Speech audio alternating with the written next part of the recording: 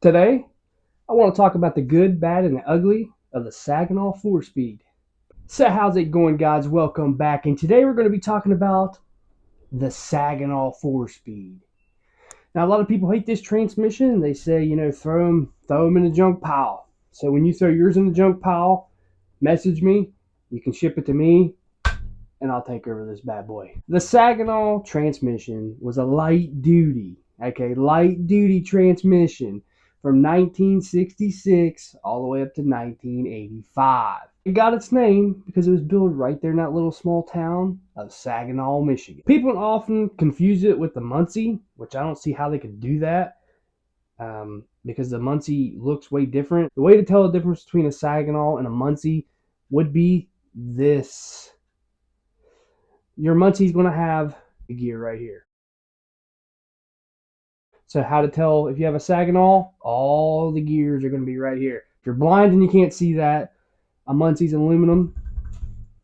Sagenols are cast iron. Now, a lot of people get the gear ratios wrong on the Sagenols.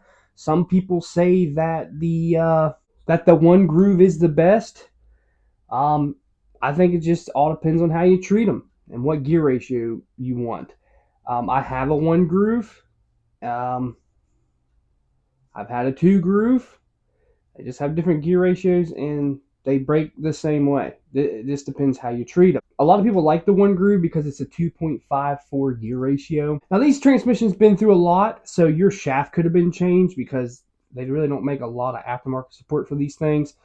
But let's just say this shaft is stock, which this one probably is because it looks like it is according to the inside after I blew it apart. But let's just say we're going by the grooves on the shaft. Instead of doing a bunch of math, we'll say that this is original shaft. Now, if you have no grooves, your first gear is going to be 2.84. I'll leave stuff in the description on how long these are, how big, how heavy, and the groove gear ratios on all of it. But we'll do a quick overview. So a one groove is going to be a 2.54, which I just said that a minute ago. A two groove is going to be 3.11. And if you have a three groove on the shaft, it's going to be a 3.50. Now, another question that I get, how much horsepower can a Saginaw take?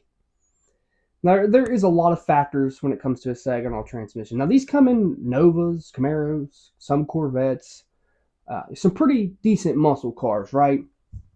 But if you get on the internet, they say if you take the case off and breathe on the gears, they'll shatter like glass, which I found out that is not true. These things will typically take from 200 to 300 horsepower and a little bit of torque. Now, the reason why I rate that so high is because it depends how you drive the old girl, right?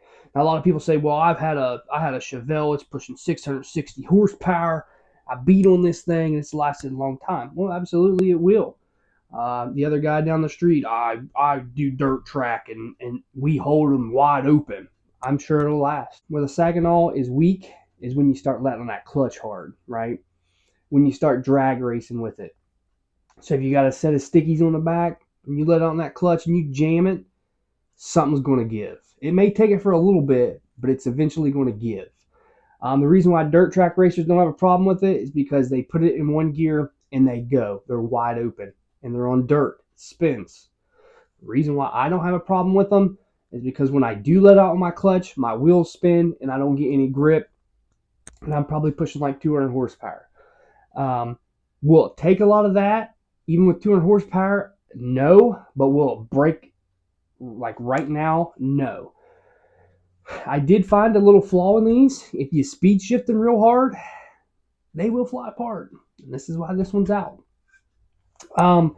But to put it in your 1955 Chevy, or your pickup truck, or your little get around town car, your little show car that's pushing 200 to 300 horsepower, and you're just going to take it to the car show.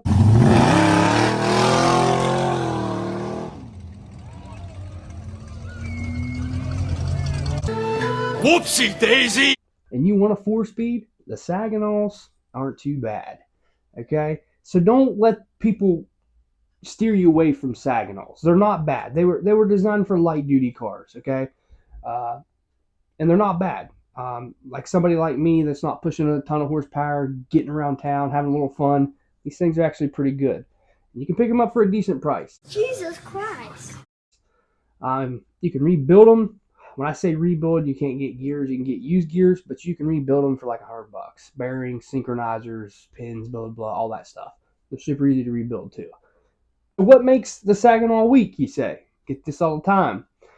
Well, the internal parts compared to the Muncie, these internal parts are little baby parts. That's why it was cheaper to produce. It went into the cheap, low horsepower cars. They come in all kinds of cars. I mean, we can go on all day what they come in, what they didn't, but they came in all kinds of GM vehicles. Now, why does a backyard mechanic like me like Saginols and people on the internet hate Saginols? Well, here's the truth. Here is the truth. I am a 4-speed loving fool. Whether it comes to a truck or a car. Always have been. I always like manual vehicles. This is a cheap way to get into having a manual in your car because you can pick them up super cheap. You can beat on them a little bit. They'll take it for a while. I know people that have 400 or 500 horsepower and they beat on them a little bit and they take it.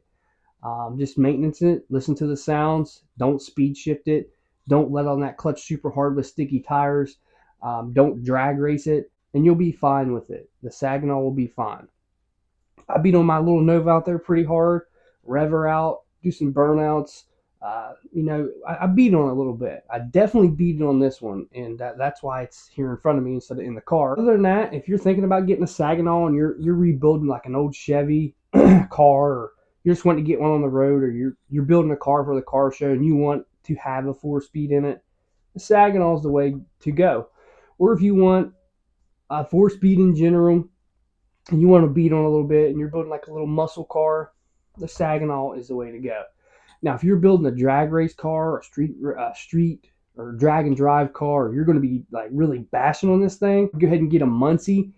That'll last for a while, but there is real true performance transmissions out there if you go on the internet and look, and it'll direct you in the right place. But today I just wanted to talk about the Sagenol, the good, bad, and the ugly.